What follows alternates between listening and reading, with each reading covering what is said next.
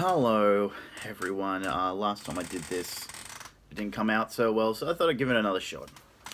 And for some reason, my damn screen keeps flickering.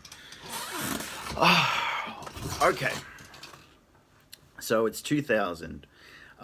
Sorry, it's 99. We're coming close to the new millennium, and it's the night after Starcade. Vince Russo is decided to leave, or he's kicked away, and we need a new boss, sort of thing. So I picked Dusty Rhodes as the new authority figure. There, I'm sure there's plenty of other people I could have picked, but basically, I thought Dusty Rhodes would be the best pick because a lot of other people would be either coming in. Terry Funk would be another one, but I got some plans for him later on. So, Dusty Rhodes, he comes out, and he has a bunch of stuff to go over throughout the night. So some of this is straight off the bat. Main thing I want to get off the bat is that Roddy Piper was sent out by the powers that be to end the match between Goldberg and Bret Hart as quickly as possible because it was the injuries to various referees that were involved in that match were getting serious, and basically it was decided to end the match as quickly as possible. And it was due to this that the powers that be were relieved of their duties earlier than that Monday morning because they weren't able to maintain law and order in WCW. And this was a big thing, and it's why, for the intermediate time, Dusty Rhodes is put in charge. And Dusty Rhodes also announces that despite their winning a match at Starcade, not on his watch or anyone's watch, we're going to burn an American flag here tonight. So the Revolution, despite their win, will not be getting it. This is cues Shane Douglas to come out, and he goes on an anti-American stick for some reason. And he says, "Look, hey, we're going to burn the American flag." And they say, "You," and he says, Dusty says, "You burn the American flag, you'll all be suspended. But you did win your match last night. I hate you and I hate everything you represent, but fact is, you guys deserve something. So tonight, you, Perry Saturn, you, Dean Malenko, you're going to be put into a multi-team WCW Tag Title #1 Contenders match. The winning team will go on to face the tag team champions at some later date." So Perry, Saturn, and Dean Malenko get into that, and it's announced later on that there's some pretty tough teams, including Dusty's son is in that match as well. The Powerbomb match. This was. They're basically, it's decided, hey, there was no powerbomb, therefore there must be, that match did happen, but guess what, there's going to be a rematch, and it will probably end a similar way, but it will not be a powerbomb match. Perhaps it'll be the main event of Thunder, but later, but I'm not going to follow up on that too much, but basically, yeah, I want to do that. Now, there was a match between Sting and Elizabeth, Sting and Lex Luger, where Elizabeth turned on Sting for some reason. I have no idea how to handle that. It was a bad storyline. Basically, I just do it like Elizabeth had wanted Lex back, but Lex got to her, and that was Lex got playing all nice with her, and that's why she got back with him, and yeah, blah blah blah. Yeah. Basically, that was to end all that jazz. Now we're going to do something with Madusa. It is announced after a considerable amount of time that all that went into that yes, there will be a rematch. Madusa is going to be thrown in the deep end with the cruiserweights. She's going to be taking on not one, not two, but three opponents in a four corners match for her newly won cruiserweight title, and she loses. Um, it's not nothing against Madusa, but I just think she was better. She was going to be leaving soon, and she wasn't. There was people much more talented in ring than she was. So and basically, I'm putting it on Chavo Guerrero Jr. This time it's a great thing. I'm not going to push him to the moon or anything, but it's like he was overdue for a run with the cruiserweight title. So we're going to give him the run here. Norman Smiley is going to be defending the hardcore title against La Parka, and yeah, he goes on and defends it here. I think at this time too, the Outsiders were the tag champs, or so. I'm sorry, it's just like I went into this and I'm like, yeah, the Outsiders. Oh yeah, that's right. They had to vacate them because Scott Hall got injured. So he was the U.S. Scott Hall was the U.S. champion as well as one half the tag champions at the time of Starcade. So, and for some reason he didn't vacate the tag belts.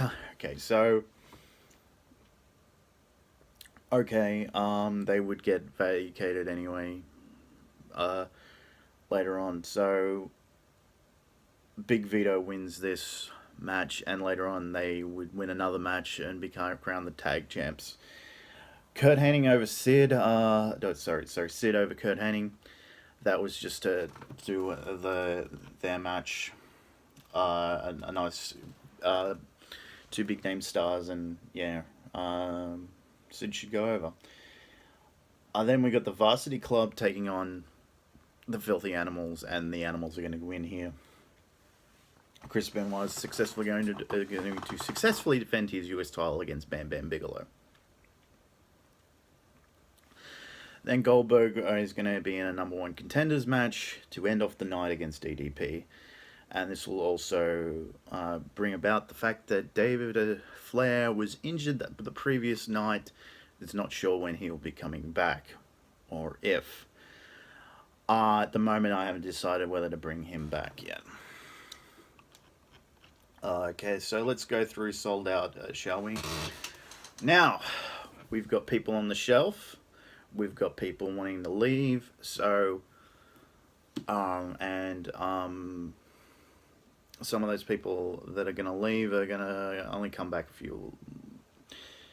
a little bit later. So, Konnan, as well as a few others, asked for their release. So, mostly we're going to deal with Chris Benoit, Dean Malenko, Perry Saturn, and Eddie Guerrero.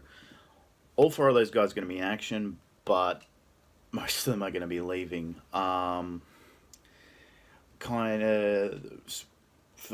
some of them are going to be leaving, but they're going to be in action. Perry Saturn was in action. Dean Malenko was in action. Eddie wasn't. Benoit was, and we're just certain things are going to have to happen. So it is announced probably before this show that the top 6 contenders for the WCW World Title are going to be in action. And they're going to be in action in the main event in an elimination style match, with the person walking out the new WCW World Champion. Now, the main reason this is not like a battle royal or anything is because WWE would have just done or just about to do the Royal Rumble, and we don't want to start something here. I understand logically where Vince Russo was coming from to put Tank Abbott as the champion, and he was going to lose it the next night. But like, see, there shouldn't be. See, there needs to be some sort of long-term booking in mind. Like, you can book week to week, but you have to have an overarching story, and that's what the world champion is for. That's the person who represents your company. That's supposed to be the person who's the best, and that's why it's so hard for that belt to change places. And the rest of your belts you can have switching back and forth with it a bit from every now and then, but it shouldn't be your world championship. Now, there are times where that can happen, but it shouldn't be. The world title has changed hands numerous times already, and it needs to go on someone, and it needs to go on someone for a while. So yeah. Now, Chavo Guerrero is going to go over Dean Malenko. That's just to establish him as the new top cruiserweight. We have a match with 3 count taking on Lenny, Lodi, and Pschosis. And I haven't put the winner down here for some bloody reason, but I'd have 3 count go over, just to help establish them as a credible team. Hardcore title, Norman Smiley, Crowbar, Brian Adams, and Ming. I think Norman Smiley needs to continue on as champion for a little while longer. Perry Saturn, Eddie Guerrero. It doesn't really matter who wins this match. Both guys are leaving. Both guys are going to put on a hell of a match. And I'm just going to say, look, guys, go out there, put on a hell of a match. But Eddie, I would like Eddie to go over. And I think that would be fine. And yeah, it kind of end off the feud between the Filthy Animals and the Revolution for the time being. I switched the finish on this next match because I actually like the storyline, Stevie Ray and Booker T, and I think putting the babyface over here so early is not a good idea. And I liked how I would have preferred, just from a aesthetic point, if Booker was wearing his flame tights, not that just red suit thing. Yeah, because I liked how they were both wearing like Harlem Heat attire. Chris Benoit loses to Vampiro. Vampiro wins the United States title. He never won a singles belt in WCW, I don't think. He won the tag titles with the Great Muta for a cup of coffee, and that was it.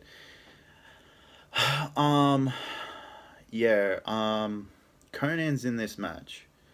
This is the Four Corners match for another Four Corners match, because I love doing them, and at this time they kind of needed to happen. Now this wouldn't be a regular, like it wouldn't be every week, and this wouldn't be every pay-per-view, but I like Four Corners tag matches, so I put another one in here, and we got Rick Steiner and Mike Rotunda. They're not winning. Mike Rotunda was going to Japan.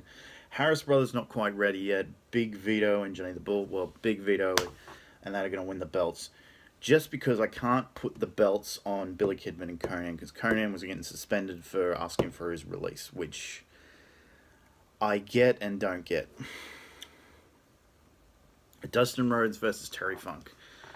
Now, I literally just put this together because I forgot that Jeff Jarrett was in the main event, but I forgot that he was hurt at this time, so I had to substitute him out and put Kevin Nash, who was actually in this match, in the bottom match. And it kind of works out anyway. Basically, this would be Terry Funk comes back, and he's appointed commissioner, so he is equal power to Dusty Rhodes, and there's some back and forth booking with them. And, well, Terry Funk puts up his power because he just doesn't like Dusty Rhodes, and he wants to have a match with Dusty Rhodes, and Dusty says, "Baby, I ain't getting in no ring with you, but you're gonna go up against my my child, Dustin, and he's gonna whoop your ass from pillar to post. And Terry Funk, as only he would go after him. You stinking, no good, Dusty Rhodes. I'm gonna beat your son, and then I'm gonna go backstage and beat you. And then it's brought out. There's a document brought out, and Mean Gene. It's brought out that whoever wins this, if Dustin wins, his 100% power goes to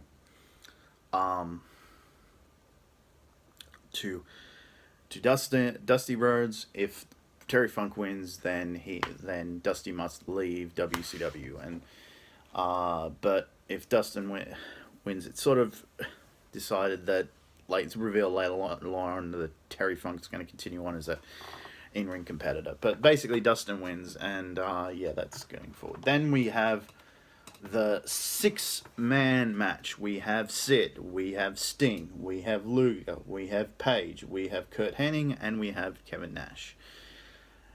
Basically, I'm just going to reveal it here now. Sid wins by last eliminating Sting. Okay. Sorry, but my voice is really sore right now. I've tried doing this. I tried doing this video a bunch of times, so I'm just gonna let it go here. Come back for Super Brawl, and we're gonna continue on this journey together. Thank you for listening. Goodbye.